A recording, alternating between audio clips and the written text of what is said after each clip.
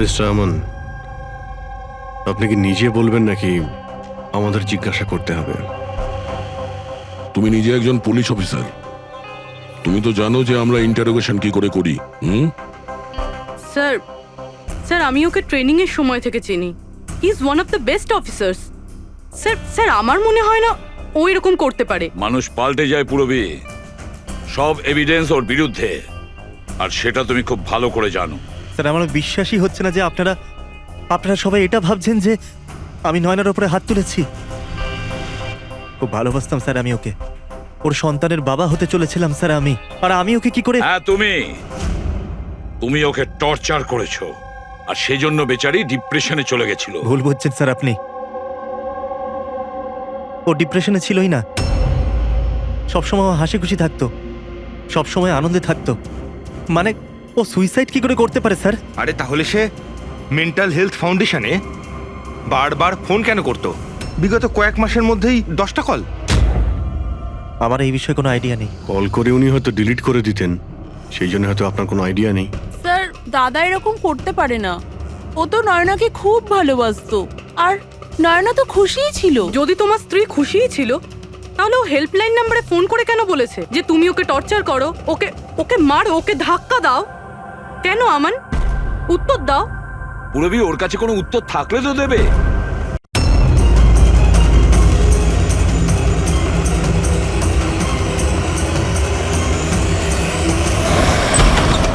Sir sir please help me, কেউ বিপদে আছে স্যার, প্লিজ হেল্প মি। এক মিনিট দাঁড়ান, প্লিজ প্লিজ রিল্যাক্স, এক মিনিট। এখানে বসুন please save her life, please. আপনি সেভ হার এক লাইফ। মিনিট আপনি বসুন না প্লিজ। এই নিন।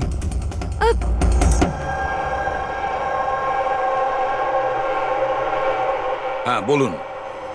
স্যার স্যার আমি মেন্টাল হেলথ ফাউন্ডেশনের সুইসাইড হেল্পলাইনের ভলান্টিয়ার। আচ্ছা, যারা ডিপ্রেশনে থাকে বা সুইসাইড করার চেষ্টা করে তাদের কাউন্সেলিং করি। একটা মেয়ে কি প্রবলেম কি ছিল ওর? Domestic violence sir. স্যার ওই মেয়েটা বলছিল যে ওর স্বামী ওকে নেশা করে ওকে যা তা গালাগালি দেয়, ওকে মারধর করে, আবার ওকে ভয়ও দেখায় যে ওকে প্রাণে মেরে দেবে, আর তাও কিনা ওর সার্ভিস পিস্তল দিয়ে। সার্ভিস পিস্তল? আচ্ছা, আপনি কি করে জানলেন যে ওর কাছে যে পিস্তল আছে সেটা সার্ভিস পিস্তল? স্যার এই ওয়ার্ড ওই মেয়েটাই ইউজ করেছিল, সার্ভিস পিস্তল। স্যার কোনো আর্মির বা পুলিশের লোক হবে। তা আপনি ওনাকে বললেন না যে পুলিশে কমপ্লেন করতে গিয়ে? বলেছিলাম আমি ওকে, হাসতে থাকলো, বললো পুলিশ ওকে কোনোভাবেই হেল্প করতে পারে না। আজ ও সুইসাইড করতে চলেছে। ওর পেটে 7 মাসের বাচ্চাও আছে। মাই গড। একটু আগেই ও কল করেছিল আমাকে। হ্যালো হ্যালো দিদি, দিদি আমি বলছি। হ্যাঁ কেমন আছো তুমি? দিদি আমি অনেক কষ্ট সহ্য করেছি, এবার আমি ডিসিশন নিয়ে নিয়েছি। এবার আমি আর ডিসিশন চেঞ্জ করব না। আমার কথা শোনো, তুমি এরকম কিচ্ছু করবে না, শুনছো তুমি? আজ আমার স্বাদের অনুষ্ঠান, আর তুমি তো জানোই সমস্ত রিলেটিভ কিছুক্ষণ বাদেই বাস ধরে সীতারা চলে যাবে, আর এই বাড়িতে আমি একদম একলা থেকে যাব ওই জানোয়ারটার সাথে। তুমি এসব কিচ্ছু করবে না, আমি তোমাকে আগেও বলেছিলাম না? প্লিজ তুমি পুলিশের কাছে যাও, পুলিশ উইল হেল্প ইউ। দিদি তুমি তো জানো আমি পুলিশের কাছে যেতে পারবো না। আরে তুমি তোমার বাচ্চাটার কথা ভাবো। আরে তোমার পেটে একটা বাচ্চা আছে। ওর কথাই ভাবছি দিদি। আজ যদি নিজের সিদ্ধান্ত বদলে ফেলি, তাহলে 2 মাস পরে আমি নিজের সন্তানকে কোন সমাজে জন্ম দেব বলো? আমি ওকে এমন পিতা দিতে পারি না।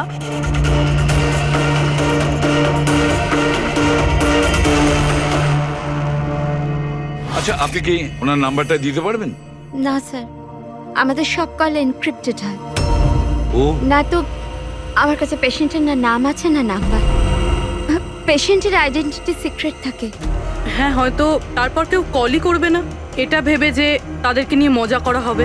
স্যার এই নাম্বারটা জানার জন্য তো কোর্টের অর্ডার লাগবে স্যার। না অভিজিৎ, তাতে সময় চলে যাবে।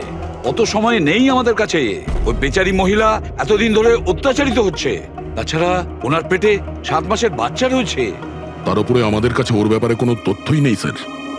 এই ডায়েরিটা আছে আমার কাছে, ও আমাকে যে কল করে তার সব ডিটেলস আছে।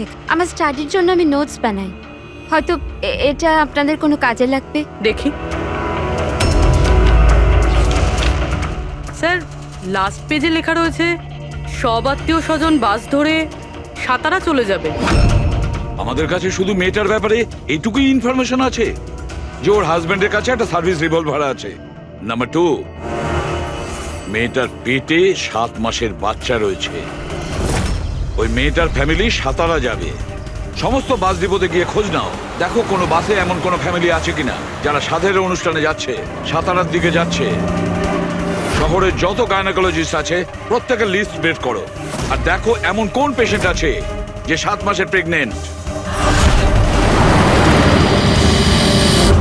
স্যার, এটাই শেষ বাস ডিপো যেখান থেকে সাতারার বাস যায়।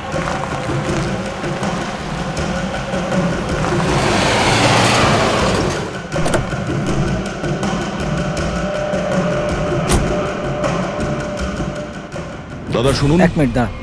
আজ দুপুরে এখানে এই ডিপো থেকে সাতারার বাস ছাড়ার কথা ছিল না? না, একটা বাস তো যাওয়ার কথা ছিল, কিন্তু 1 ঘন্টা আগে। আসলে ইঞ্জিনটা খারাপ হয়ে যাওয়াতে লেট হয়ে গেছে। সেই বাসটা কোথায় আছে? ওই যে ওই বাসটা। এইটা? এটা? হ্যাঁ হ্যাঁ। আচ্ছা, আপনারা সাতারা যাচ্ছেন তো? হ্যাঁ। হ্যাঁ, কেন? আপনারা কি এখানে সাধের অনুষ্ঠানে এসেছিলেন? হ্যাঁ, কিন্তু আপনারা কারা? দেখো, আমরা সিআইডি থেকে আসছি। এই 7 টাকার ছিল। আমার আত্মীয় নয়নার, কিন্তু কি হয়েছে? এই নয়না কোথায় থাকে? ওর ঘরের অ্যাড্রেসটা দাও তো। B200 Shantinibas Versova. Thank you, thank you. হ্যাঁ দয়া, এই ডিপোতে একটা ফ্যামিলি পাওয়া গেছে। হ্যাঁ, ওরই ফ্যামিলি। আর মেয়েটার নাম হলো নয়না। ঠিকানা হলো B200 শান্তিনিবাস বার্সোবা। আচ্ছা তাই নাকি? ভাই, গাইনোকোলজিস্ট আমাদের এই অ্যাড্রেসে দিয়েছেন। তুমি ওখানে পৌঁছো, আমরা ওখানেই যাচ্ছি। ঠিক আছে, আমরা পৌঁছাচ্ছি। ওকে। বাসোবা।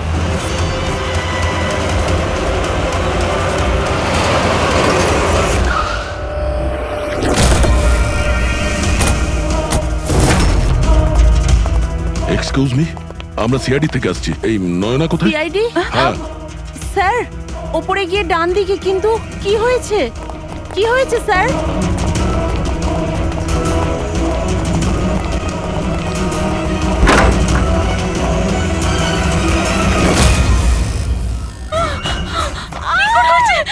প্লিজ সামলান নিজেদের আপনারা। কি করছেন কি? শান্ত হন আপনারা। এটা কি হয়ে গেল? ও সুইসাইড করেই নিল। গুলি চিনের নিচের থেকে উপরের দিকে গেছে। স্যার, অনেকটা রক্ত বেরিয়েছে। মনে হচ্ছে অনেকটা সময় কেটে গেছে। পিছনে সরো। দাদা, কি হলো? দাদা দেখ দাদা। নয়না, এই, না, কি হলো নয়না? ইন্সপেক্টর আমান? তুমি ওকে চেনো? হ্যাঁ, আমরা ট্রেনিং একাডেমিতে একসাথেই ছিলাম। কেন করলো স্যার নয়না এরকম? এটা তো আপনিই বলতে পারবেন। ওটো। ওকে টর্চার করতে, মারতে, হ্যাঁ, ভয় দেখাতে, হুমকি দিতে। কি এক্সপেক্ট করেছিলে তুমি? কি করতে? হ্যাঁ, অ্যাটেম্পট অফ সুইসাইডের জন্য তুমি জেলে যাবে। স্যার, এটা কি বলছেন আপনারা? দাদা এরকম করতে পারে না। স্যার, আপনারা এটা ঠিক করছেন না। প্লিজ এরকম করবেন না। কত মেন্টাল টর্চার করা হয়েছে ওকে। নিজেরই মাথায় গুলি করে নিয়েছে। সবাইকে বাইরে নিয়ে যাও। চলো তুমি বাইরে চলো। নয়না, চলো suicide করতে চলো পারে না। চলো চলো, সবাই চলো। প্লিজ চলো, বাইরে যান, বেরো, বাইরে, please, please, চলো, বাইরে যান, please, বলছি। আপনারা বেরো, চলো চলো। শান্ত হন। আপনিও যান। চলুন চলুন। সেটাই হলো যেটা ওই গাইনোকোলজিস্ট বলেছিলেন। সুইসাইড করেই ফেললো। বডিটাকে ফরেন্সিক ল্যাবে পাঠিয়ে দিই, আর এসিপি স্যারকে ইনফর্ম করে দিই যে ওকে আমরা বাঁচাতে পারিনি। 1 মিনিট। ওই ফোন।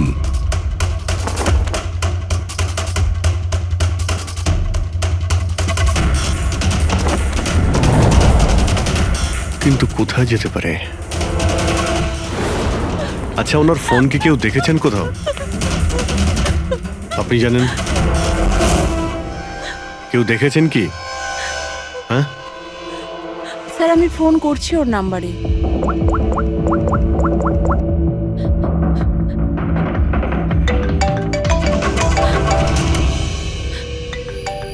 যশ বাবা, এদিকে এসো।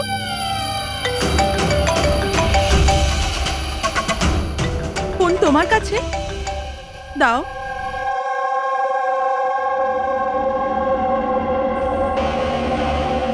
আমি এটা গেম খেলার জন্য নিয়েছিলাম কাকির ঘর থেকে। কোনো ব্যাপার না বাবু, এদিকে এসো। বাবু একটু মনে করে বলো, যখন তুমি ফোন নিতে এখানে এসেছিলে তখন কি দেখেছিলে তুমি?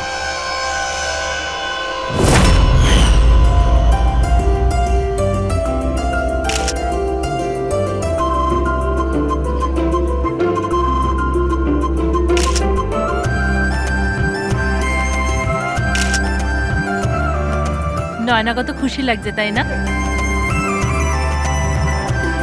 কাকি আমার সাথে মোবাইলে গেম খেলবে? গেম? এখন এখন তো এত লোকজন আছেন আর আমার ফোনটাও আমার ঘরেই পড়ে আছে, তো এখন তো খেলতে পারবো না, কিন্তু পরে খেললে হবে। হ্যাঁ। এখন না, তুমি গিয়ে ফ্রেন্ডসদের সাথে খেলো, ওকে? ঠিক আছে। যাও।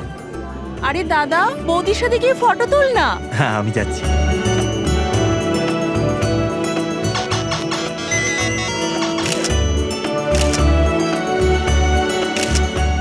যশ বাবা, তুমি আবার মোবাইল নিয়ে বসে গেছো? মা প্লিজ ডিস্টার্ব করো না, মা প্লিজ।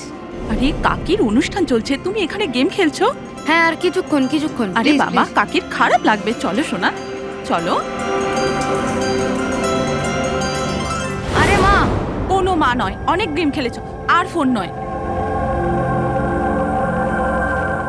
কাকি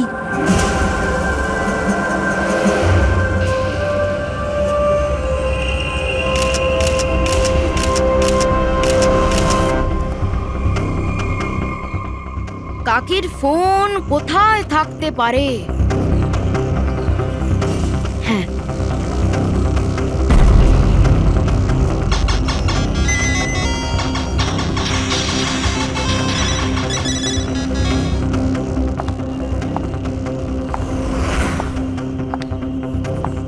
কাকি চলে এসছে।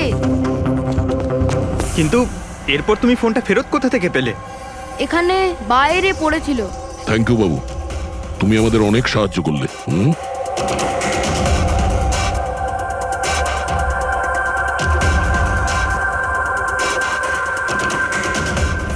মিস্টার আমন, আপনি কি নিজে বলবেন নাকি আমাদের জিজ্ঞাসা করতে হবে? তুমি নিজে একজন পুলিশ অফিসার, তুমি তো জানো যে আমরা ইন্টারোগেশন কি করে করি। স্যার স্যার আমি ওকে ট্রেনিং এর সময় থেকে চিনি। He is one of the best officers. Sir আমার মনে হয় না ও এরকম করতে পারে। মানুষ পাল্টে যায় পুরবী, সব এভিডেন্স ওর বিরুদ্ধে, আর সেটা তুমি খুব ভালো করে জানো। স্যার আমার বিশ্বাসই হচ্ছে না যে আপনারা সবাই এটা ভাবছেন যে আমি নয়নার উপরে হাত তুলেছি। খুব ভালোবাসতাম স্যার আমি ওকে, ওর সন্তানের বাবা হতে চলেছিলাম স্যার আমি। আর আমি ওকে কি করে? হ্যাঁ, তুমি ওকে টর্চার করেছো, আর সেজন্য বেচারি ডিপ্রেশনে চলে গেছিল। ভুল বুঝছেন স্যার আপনি, ও ডিপ্রেশনে ছিলই না।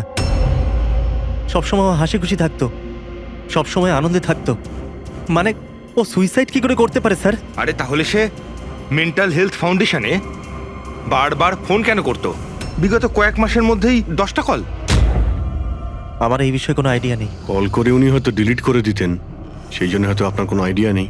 স্যার দাদা এরকম করতে পারে না, ও তো নয়নাকে খুব ভালোবাসতো, আর নয়না তো খুশিই ছিল। যদি তোমার স্ত্রী খুশিই ছিল, তাহলে ও হেল্পলাইন নাম্বারে ফোন করে কেন বলেছে যে তুমি ওকে টর্চার করো, ওকে মারো, ওকে ধাক্কা দাও?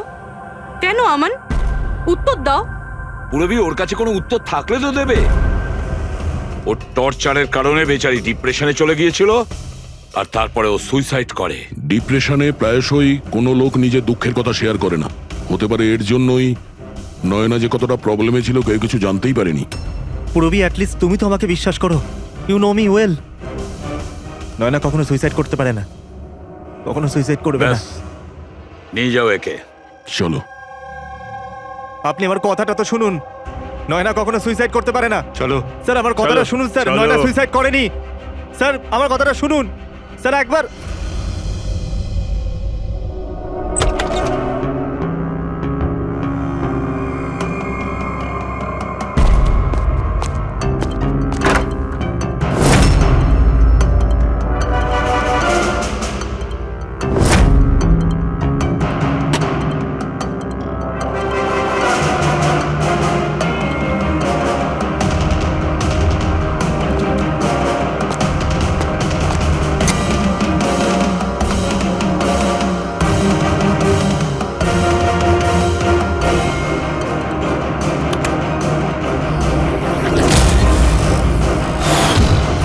নয়না যখন সুইসাইডই করতে চাইছিল, তাহলে ওর আসন্ন সন্তানের জন্য অনলাইন ওয়েবসাইট থেকে বেবি প্রোডাক্টসের শপিং কেন করেছিল? যাতে কারোর সন্দেহ না হয়। হতে পারে, কিন্তু স্যার আমার মনে হয় এটা একটু আশ্চর্য ব্যাপার স্যার। পুরো ব্যাপারটাই আশ্চর্য। তো আপনার মনে হচ্ছে যে আমার আর ভূমি এরা সত্যি বলছে? সেটা তো জানাই যাবে অভিজিৎ, কিন্তু তার আগে ওই 7 ভক্ষণ অনুষ্ঠানে নয়নার যত কাছের লোক ছিল ওদের সবাইকে ডাকো। নয়নার সাথে আপনার সম্পর্ক কেমন ছিল? হ্যাঁ স্যার, খুব ভালো ছিল আর খুব ভালো মেয়ে ছিল, সব সময় খুশি থাকতো। তাহলে আপনারও কি মনে হয়েছে যে ওর সঙ্গে কোনো গন্ডগোল হচ্ছে বা কোনো সমস্যা হয়েছে? আমরা অনেক কথা বলতাম, কিন্তু কখনো মনে হয়নি যে ওর হাজবেন্ডের সাথে বা বিয়ে নিয়ে কোনো প্রবলেম ছিল। শোনো বাবা, তোমার তোমার কাকিমাকে কেমন লাগতো? ভালোবাসতেন তোমায়? হ্যাঁ, কাকি আমাদের বাচ্চাদের খুব ভালোবাসতো আর আমাকেও খুব ভালোবাসতো। উনি ওনার ফোনে আমায় গেমও ইনস্টল করতে দিয়েছিল। আচ্ছা, কাকিমা কখনো তোমাকে এমন কোনো কথা বলেছিল, যেমন ওনার তোমার কাকার সাথে কোনো ঝগড়া হয়েছে অথবা ঝামেলা হয়েছে, এরকম কিছু? না, কাকি প্রেগনেন্ট ছিল তো, তাই জন্য উনি তাড়াতাড়ি রেগে যেতেন। আর মাই আমায় বলেছিল যে আমি যেন ওনাকে বিরক্ত না করি। আচ্ছা, নয়নার ব্যবহারে আপনার মানে কোনো সন্দেহ হয়েছিল? না, একদমই না। ও তো খুব খুশি ছিল, পুজোতে ফাংশনে ডান্সও করেছিল। ইনফ্যাক্ট অনেক বেশি এক্সাইটেড ছিল নিজের ফটোশুট নিয়ে। আর কোনো ছবি আছে? স্যার, নয়না যতগুলো ফটো সব এর মধ্যেই আছে। ঠিক আছে, এগুলো আমরা রেখে দিচ্ছি। এখন আপনি আসতে পারেন। Thank you very much. Thank you sir. Sir, সবকিছু শোনার পরে আমার তো মনে হচ্ছে যে এ এমন সত্যি কথাই বলছে। ওর ওয়াইফ যদি এত আনন্দেই থাকে, তাহলে সুইসাইড কেন করতে গেল? সেটাই তো, সুইসাইড কেন করবে? গোলমাল আছে অভিজিৎ, কিছু না কিছু গোলমাল আছে। রাধার যে কটা ইনফরমেশন দেওয়ার ছিল সব দিয়ে দিয়েছে, তবু বুঝতে পারছি। একটা কাজ করো, ওই মেন্টাল হেলথ ফাউন্ডেশনে গিয়ে ওই নয়নার ব্যাপারে যা কিছু জানতে পারবে বের করে নিয়ে এসো। ওখানকার অপারেটরদের সঙ্গেও কথা বলো, খুঁটিয়ে খুঁটিয়ে ইনফরমেশন বের করো। হয়তো এমন কোনো কথা ও জানতো নয়নার ব্যাপারে যেটা আমাদের কাজে লাগবে।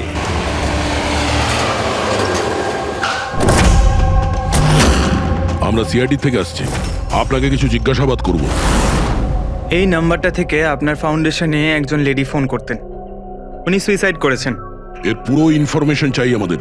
কবে কল করেছিল, কতবার করেছিল, কখন করেছিল, পুরো ডিটেল। আমি এক্ষুনি চেক করছি।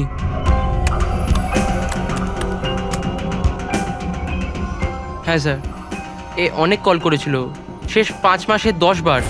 আচ্ছা, ওনার সঙ্গে কে কে কথা বলতেন? অ্যাকচুয়ালি স্যার, এনার সমস্ত কল রাধা ম্যাম হ্যান্ডেল করতেন, আর উনি এখানে ভলেন্টিয়ার। যখন এনার ফার্স্ট কল এসেছিল তখনও রাধা ম্যামেরই এখানে শিফট ছিল, আর তারপর উনি যখনই এখানে ফোন করেন বলেন রাধা ম্যামের সাথে কথা আছে। এই কলারের ব্যাপারে কিছু মনে পড়ছে? কোনো বিশেষ কথা, কিছু অদ্ভুত হয়েছে? এই কলারের ব্যাপারে স্যার, হ্যাঁ স্যার, একবার হয়েছিল স্যার। এই দেখুন স্যার, একই দিনে 2 বার কল এসেছিল। তো এতে অদ্ভুত কি? আমার মনে আছে স্যার, যেদিন প্রথম কল এসেছিল।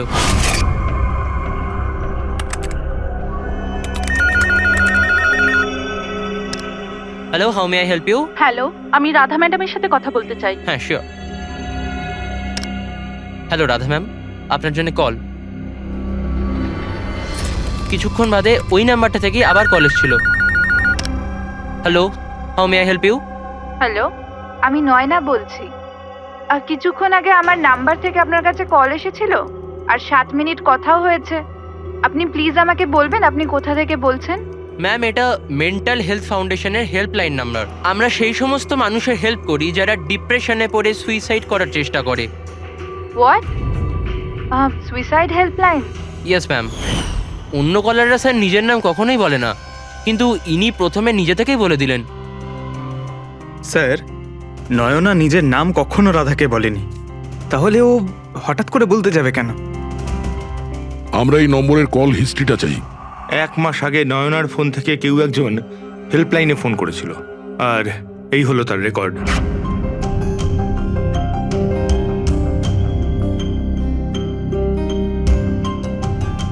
দশ তারিখ তো সেকেন্ড স্যাটারডে ছিল, তো তো কি হচ্ছে? কারণ সেকেন্ড আর ফোর্থ স্যাটারডে বাড়িতে ওর বন্ধুরা আসতো। মানে ওদের মধ্যে কেউ? এই এই দুটো কল তো দুপুরে দেখাচ্ছে। হ্যাঁ, ওর সমস্ত বন্ধুরা দুপুরেই আসতো। কতজন আসতো? তা প্রায় 8-10 জন। আচ্ছা, তুমি কি নয়নার সব বন্ধুদের চেনো? সবাইকে তো নয়, কিন্তু অনেককেই চিনতাম। আমার বোন ভূমিও আসতো। ভূমি, একটা কথা বল। গত মাসে যখন তুমি ওর বাড়িতে গিয়েছিলে দেখা করতে, তখন এমন কিছু হয়েছিল? মানে আমি বলতে চাইছি, অদ্ভুত কোনো ঘটনা বা সেরকম কিছু নিজেদের মধ্যে বা কোনো খেলার সময় কিছু মনে আছে? না স্যার, এরকম তো কিছুই হয়নি। আমরা প্রতিবারের মতো যেমন খেলতাম সেরকমই খেলছিলাম। আর নয়না, ওকে দেখে কিছু ডাউট হয়েছিল? স্যার, নয়না তো খুশিই ছিল, ইনফ্যাক্ট মজা করছিল। হ্যাঁ, কিন্তু কিছুক্ষণ পর জানি না একদম সিরিয়াস হয়ে গেছিল, চিন্তিত লাগছিল। জানি না ওর কি হয়েছিল। 5151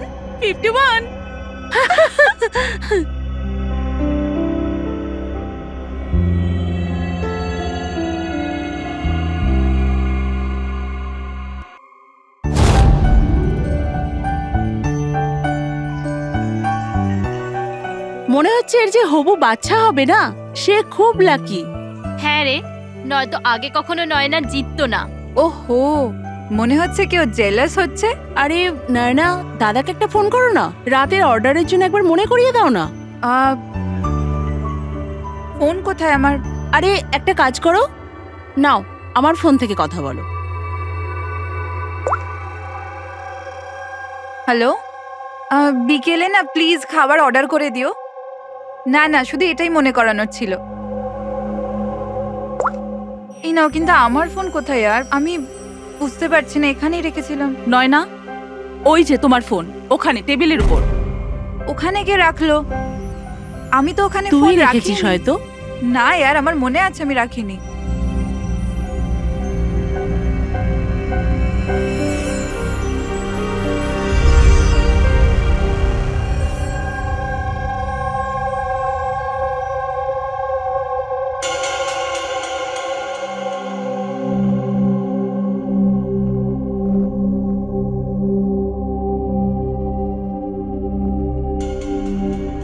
কে কল করেছিল? কি হলো? হ্যাঁ, তুই ঠিক আছিস তো? হ্যাঁ, কেন? জানবি, তোর কোনো টেনশন নেই তো? না, কোনো প্রবলেম নেই। কেন? তোদের যদি কোনো প্রবলেম থাকে তো প্লিজ আমায় বলিস। কেমন প্রবলেম? কি বলছিস তুই? তোর কি হয়েছে হঠাৎ করে? আরে কিছু হয়নি, প্রেগন্যান্সির মধ্যে এরকম মুড সুইংস হয়ে থাকে, এটা একটা ন্যাচারাল ব্যাপার। চলো আমরা সবাই খেলাটা কন্টিনিউ করি। স্যার, নয়না ভূমির ফোন থেকে আমানের সাথে কথা বলছিল দুপুর 1:03 থেকে 1:04 পর্যন্ত। 1:04 পর্যন্ত? আরে সুইসাইড হেল্পলাইনে যে প্রথম ফোন করা হয়েছিল 7 মিনিটের জন্যে, সেটা 12:57 থেকে 1:04 অবধি চলেছিল। আর সেকেন্ডটা 1:20 থেকে 1:21 পর্যন্ত। তার মানে অভিজিৎ, ওই 7 মিনিটের কলটা নয়না নিজে করেনি। কারণ ওই সময় নয়না আমানের সাথে কথা বলছিল ভূমির ফোন থেকে। এক্স্যাক্টলি। তার মানে ওই ফোনটা নয়নার কোনো বন্ধুই হয়তো করেছিল। আপনি কাউকে দেখেছিলেন ওর ফোন তুলতে বা ওর ফোন ব্যবহার করতে? না, আমি তো কাউকে দেখিনি। তার মানে ওই কলটা অন্য কেউ করেছিল। আর স্যার, নয়না যখন ওর ফোনটা খুঁজে পায় আর ওখানে লাস্ট ডায়াল আননোন নাম্বারটা চেক করে, আর তারপর যখন ওই নাম্বারে ফোন করে, তখন ও জানতে পারে যে ওটা কোনো সুইসাইড হেল্পলাইনের নাম্বার।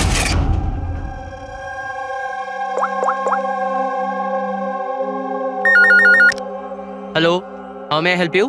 হ্যালো, আমি নয়না বলছি। কিছুক্ষণ আগে আমার নাম্বার থেকে আপনার কাছে কল এসেছিল, আর 7 মিনিট কথাও হয়েছে। আপনি প্লিজ আমাকে বলবেন আপনি কোথা থেকে বলছেন? ম্যাম, এটা মেন্টাল হেলথ ফাউন্ডেশনের হেল্পলাইন নাম্বার। আমরা সেই সমস্ত মানুষের হেল্প করি যারা ডিপ্রেশনে পড়ে সুইসাইড করার চেষ্টা করে। হোয়াট? Suicide helpline? এটা জানতে পেরে ও চিন্তায় পড়ে যায় আর ভাবতে আরম্ভ করে সুইসাইড কে করতে চায়। স্যার, এই ফোন কলটা নয়না যদি না করে তাহলে এটাও তো হতে পারে যে আগে যে সমস্ত কলগুলো করা হয়েছে সেটা নয়না করেনি, অন্য কেউ করেছে। ভূমি, তুমি ওই গেম খেলার সময় ডায়েরি রাখো তো, মানে স্কোর নোট করো তো প্রত্যেকটা খেলার? ব্যাস ওই ডায়েরিটা আমার চাই। Okay sir.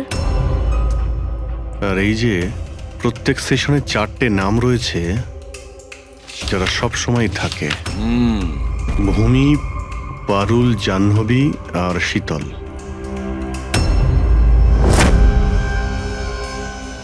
রাধা, একবার চেষ্টা করে দেখো, এই 3 জনের কথা শোনো।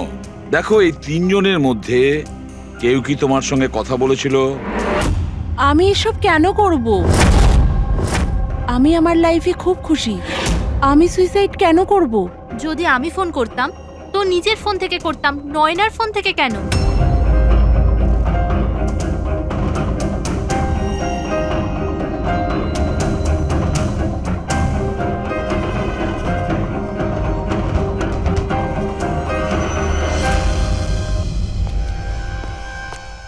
স্যার, স্যার এই 3 জনের মধ্যে কারুর আওয়াজ নয়।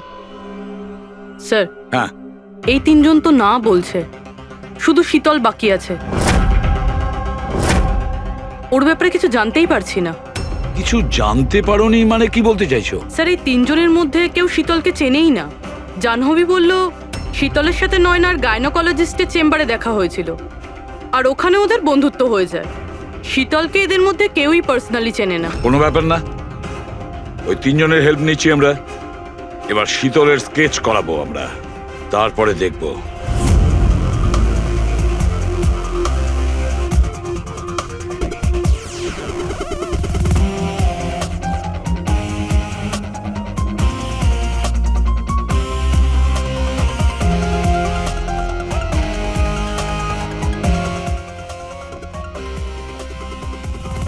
ডক্টর মিনা, এই স্কেচটা একটু মন দিয়ে দেখুন।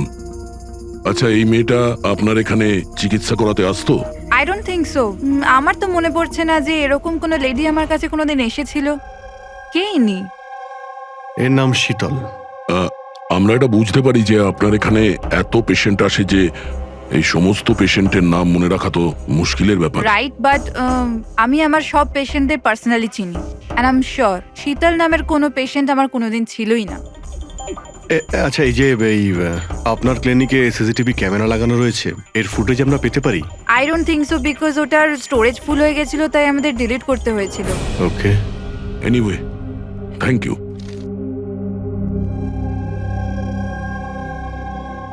মনে হচ্ছে এই শীতল কোনোদিন পেশেন্ট ছিলই না, শুধুমাত্র নয়নার সঙ্গে বন্ধুত্ব করার জন্য এসেছিল এখানে। ওর প্ল্যান ছিল নয়নার সঙ্গে বন্ধুত্ব করে ওর বাড়িতে ঢোকার। প্রফেশনাল ফ্রড মনে হচ্ছে, আটকাতে হবে ওকে। তুমি কি একে চেনো? এটা তো শীতল, নয়নার বন্ধু। এ তো প্রায় বাড়িতে আসতো। নয়না শীতলের বন্ধুত্ব কবে কোথায় হয়েছে কিছু জানো তুমি? না, আমি জানি না, কিন্তু তাতে কি যায় আসে? যখন আমার নয়নাই রইল না তখন এইসব। এ কি ধরনের পাগলামি করছো? হ্যাঁ, একটু ভেবে দেখো তো, যদি তুমি নির্দোষ হও তাহলে কেউ তো তোমায় ফাঁসানোর চেষ্টা করেছে। তোমাকে নয়নার খুনি সাব্যস্ত করে ওরা অনেক লাভ আছে, এই জন্য ও তোমাকে ফাঁসাচ্ছে। হ্যাঁ, এমন কে আছে যে তোমাকে আর নয়নাকে ঘৃণা করে? আমি কিছু জানি না। তাহলে কি ভূমি ওই আবার প্রপার্টি লোভে করেনি তো? না, ভূমি এরকম কখনো করতে পারে না। বরং ও তো নয়নাকে খুব ভালোবাসতো। তো কোনো প্রফেশনাল রাইভেলরি? একজন পুলিশের তো অনেক জায়গায় অনেক শত্রু থাকে। না, আমার সাথে এরকম কিচ্ছু ছিল না। আমি আমার ডিউটিতে না তো কখনো কোনো গ্যাংস্টারকে ধরেছি, না কোনো বড় গ্যাংস্টারকে মেরেছি, কখনো ঘুষ নিইনি। পুরো কেরিয়ারে ব্যাস একবারই গুলি চালিয়েছিলাম। কার উপরে? কাকে গুলি করেছিলে তুমি? ছোটখাটো ফ্রড ছিল স্যার, বিশেষ। ওকে অ্যারেস্ট করতে গেছিলাম, তখনই গুলি চলে গেছিল।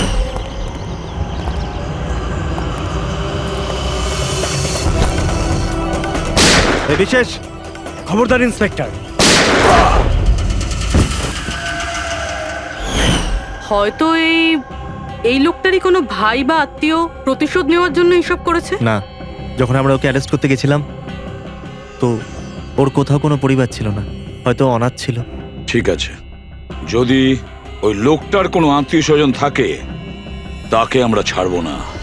স্যার আমান ঠিক বলছিল, ওই লোকটার নিজের বলতে কেউ নেই, ফ্যামিলি, স্ত্রী, বাচ্চা কেউ না। তাহলে এর প্রতিশোধ কে নিচ্ছে? বাড়ির লোক নয়, কোনো বন্ধু হতে পারে। বন্ধুরা হয়তো প্রতিশোধ নিয়েছে। বন্ধুত্বের জন্য কে আজকাল নিজের প্রাণের ঝুঁকি নেয় স্যার? এসব তো শুধু গল্পের বইতেই দেখা যায়। নন্টে ফন্টে, হাবলু ঘাবলু, এখন এসব কোথায় স্যার? এটা কি? স্যার একটা স্টোরের চুরির ঘটনায় বিশেষের সাথে আরও একটা নাম আছে, রেখা। রেখা? দুজনে মিলে অনেক চুরি করেছে। এদের ফটো দেয়নি কেন? স্যার এরা তো ছদ্মবেশে চুরি করতো, হয়তো এই জন্যে।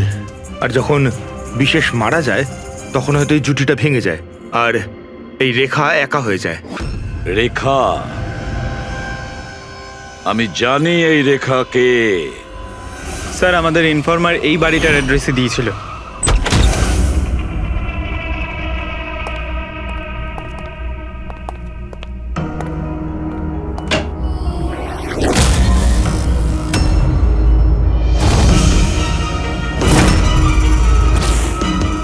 দেখো একটু।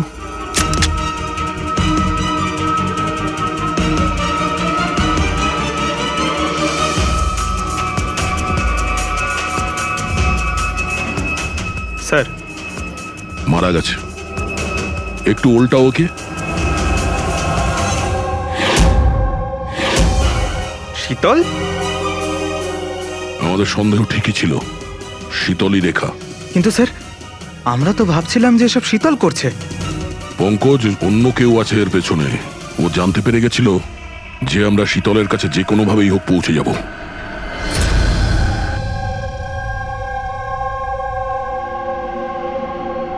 সারিকা, এর ঘাড়ের পেছনের দিকে এইখানে ক্ষত আছে। এইখানে ক্ষত মানে হচ্ছে যে খুনি ওর পেছনের দিকে দাঁড়িয়েছিল। দেখো, এইখানে ছুরির ক্ষতটা আছে, তবে খুনিকে পেছনের দিকে দাঁড়িয়ে থাকতে হবে, তবেই এই আঘাতটা করতে পারবে, রাইট?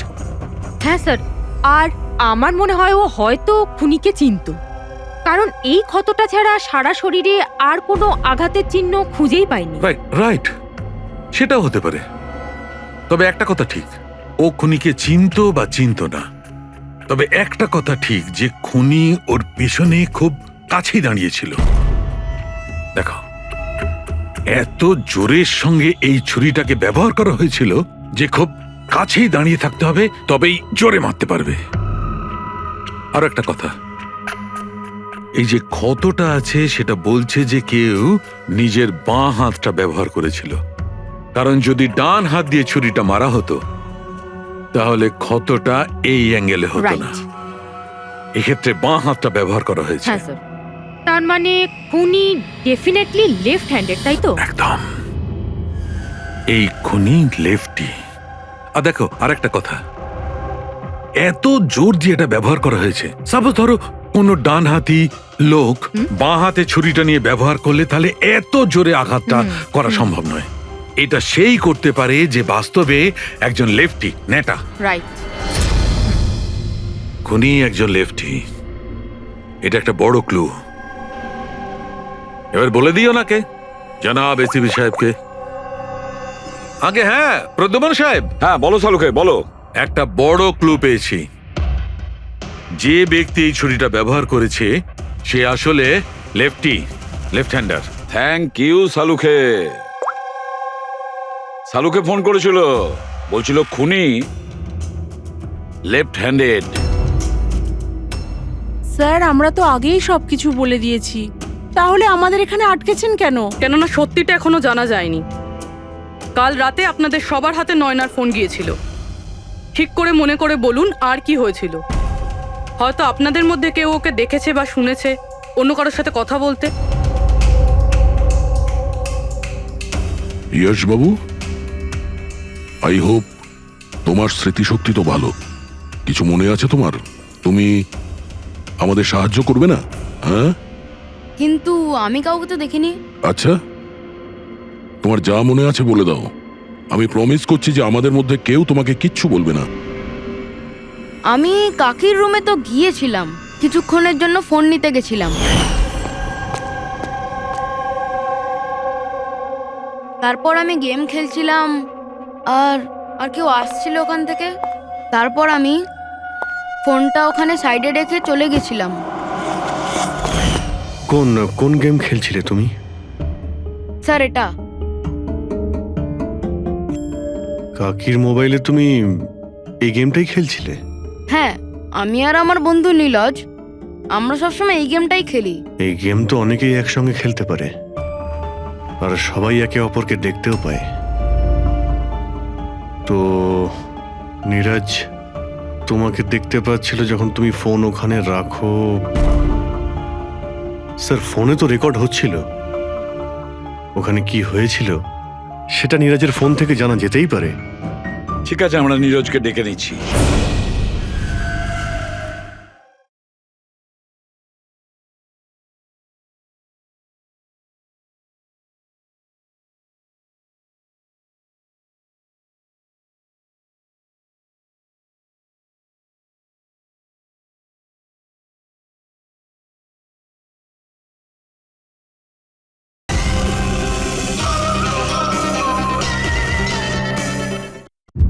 দেখো বাবা, ঘাবড়াবে না। এখানে আমরা সবাই তোমার বন্ধু। শুধু কিছু জিজ্ঞেস করার আছে ইনফরমেশনের জন্য।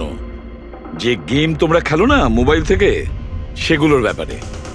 যখন তুমি নিজের মোবাইলে গেম খেলছিলে তোমার বন্ধুর সাথে, তখন তুমি ওকে দেখতে পাচ্ছিলে তো? হ্যাঁ।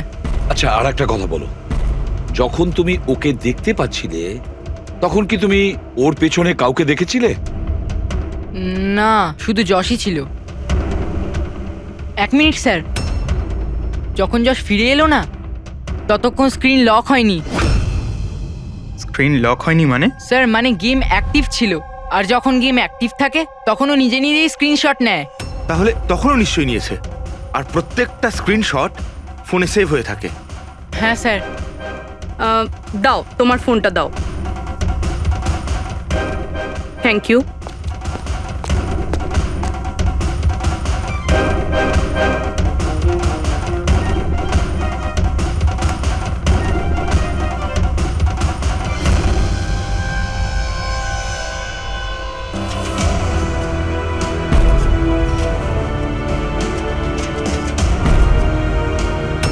এটা কে? এটা এটা নয়না তো নয়। না, এটা নয়না নয়।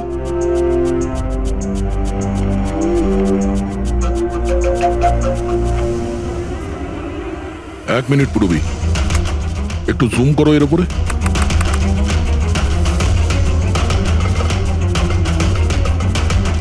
মেহেন্দি আর লেফট হ্যান্ডে এর হাতে মেহেন্দি এইভাবে কেন রয়েছে? সেটা এই কারণে অভিজিৎ, কারণ এই হাতটা যে মহিলার, সে মহিলা ওখানে বাকি সবাইকে মেহেন্দি পড়াতে এসেছিল, আর ও লেফট হ্যান্ডেড। সবার আগে ও শীতলকে দিয়ে হেল্পলাইনে ফোন করায়। রাধাকে একটু কলটা ট্রান্সফার করুন না প্লিজ। হ্যাঁ শিওর। আমি আর সহ্য করতে পারছি না দিদি। তারপর সে শীতলকে টাকা দেয় আর বলে, নয়না, তোমার রুমে তোমার জন্য তোমার কোনো আত্মীয় অপেক্ষা করছে। তার সুযোগ বুঝেই ও নয়নাকে খুন করে দেয়। কে হতে পারে এই মেহেন্দি পরা মহিলা? আমি জানি না উনি কে ছিলেন। ইনফ্যাক্ট কেউই জানে না উনি কে। নয়না বলেছিল যে শীতল ওনাকে ডেকেছিল, আর ওই নিয়ে এসেছিল নিজের সাথে। আর এটাও জানি না যে ওকে কেন আনা হয়েছিল। নিজের কাজও ঠিক করে করছিল না, ও বাজে মেহেন্দি লাগাচ্ছিল সবাইকেও। দেখ না জাহ্নবী, কিরকম মেহেন্দি লাগাচ্ছে ও। পুরোপুরি ঠিকঠাক লাগাচ্ছেও না। আপনি কি মেহেন্দি লাগাতে জানেন না নাকি? দেখে মনে হচ্ছে কেউ যেন লাগিয়ে আবার মুছে দিয়েছে। ও মেহেন্দি এত খারাপ করে লাগাচ্ছিল, তাহলে শীতল ওকে পাঠালো কেন? সবারই সন্দেহ হবে। কে হতে পারে? আমি জানি স্যার, ও আমাদের চোখের সামনেই ছিল।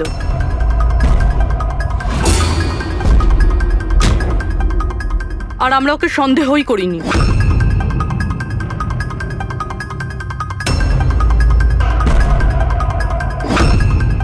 আপনি সামনে আসুন।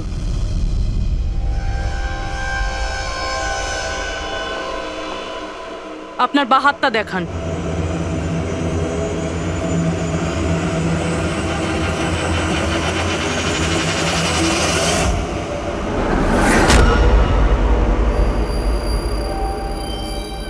এই দেখুন স্যার। রাধা দেবী? স্যার, আমি এনার ওই ডায়েরি অনেকক্ষণ ধরে দেখেছি। ওতেও কালি এভাবেই ছড়িয়েছিল যেভাবে ওনার মেহেন্দি রয়েছে। যারা লেফট হ্যান্ডেড হয় তারা যখন কোনো কাগজে লেখে তখন এইভাবেই লেখে, আর যা কিছু আগে লেখা ছিল তার ওপরেই ওর হাতটা ঘষে যায়, ফলে ওই কালি বা রং হাতে লেগে যায় যেভাবে রাধার হাতে লেগে আছে, তাই না? কেন মারলে তুমি নয়নাকে? কি ক্ষতি করেছিল তোমারও? হ্যাঁ, কারণ তুমি আমার বিশেষকে মেরেছিলে। তুমি আমার বিশেষের প্রাণ নিয়েছিলে। আমি বিশেষকে ভালোবাসতাম। ওর বাচ্চার মা হতে চলেছিলাম আমি। আর তুমি তুমি এনকাউন্টারে ওকে গুলি মেরে দিলে। মেরে দিলে আমার বিশেষকে। মেরে দিলে তুমি বিশেষকে। আর সেই জন্য তুমি ঠিক করো তুমি ওর থেকে প্রতিশোধ নেবে।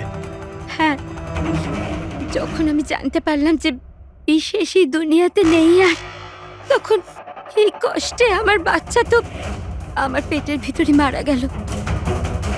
স্যার, এরই জন্যে তুমি আমার বাচ্চার প্রাণ নিয়েছো। যখন আমি জানতে পারলাম নয়না মা হতে চলেছে, তখন আমার মাথায় রক্ত চেপে গেল। যে যে সুখ আমি নিজে পেলাম না, সেটা সেটা আমি নয়নাকে কি করে দিতে পারি?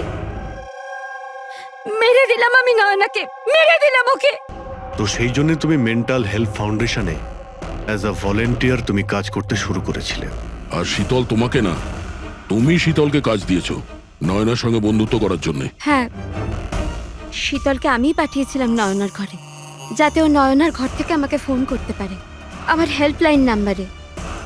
ও আমার ব্যাপারে লোককে জিজ্ঞাসা করে। আর সাধের অনুষ্ঠানে ওই শীতলই আমাকে নয়নার ঘরে ডেকেছিল। আর আর আমি ওখানেই ছিলাম। আমার পক্ষে আর সম্ভব নয় দিদি, আমি যাচ্ছি। এখন তোমার শেষ কাজটা করো, নিচে গিয়ে নয়নাকে এখানে পাঠাও। এখনই পাঠাচ্ছি। আর হ্যাঁ, মোবাইলটা বাইরে রেখে যাও। তোমার রুমে তোমার জন্য তোমার কোনো আত্মীয় অপেক্ষা করছে। ইমন তো এবার বুঝতে পারবে একলা হওয়ার যন্ত্রণা কি। এ তো হওয়ারই ছিল। একটা মায়ের থেকে তার বাচ্চাকে কেড়ে নিয়ে ও মা হতে চলেছিল। এই জন্যই আমি নয়নাকে মেরে দিয়েছি। আর তারপর চালাকি করে আপনি নিজে সিআইডির কাছে এলেন, যাতে আমাদের আপনার উপর সন্দেহ না হয় আর আমরা অন্য কাউকে সন্দেহ করি। আর যখন তুমি দেখলে যে আমরা ওকে অ্যারেস্ট করছি না, তখন তুমি শীতলকেও মেরে ফেললে সাক্ষী নির্মূল করার জন্য। রাধা, এটা কিরকম প্রতিশোধ নিয়েছো তুমি? আইন তোমাকে কোনোদিন ক্ষমা করবে না। তোমার তো কঠোর শাস্তি হবে। সারা জীবন ধরে জেলের গড়াদের পিছনে তোমাকে কাটাতে হবে।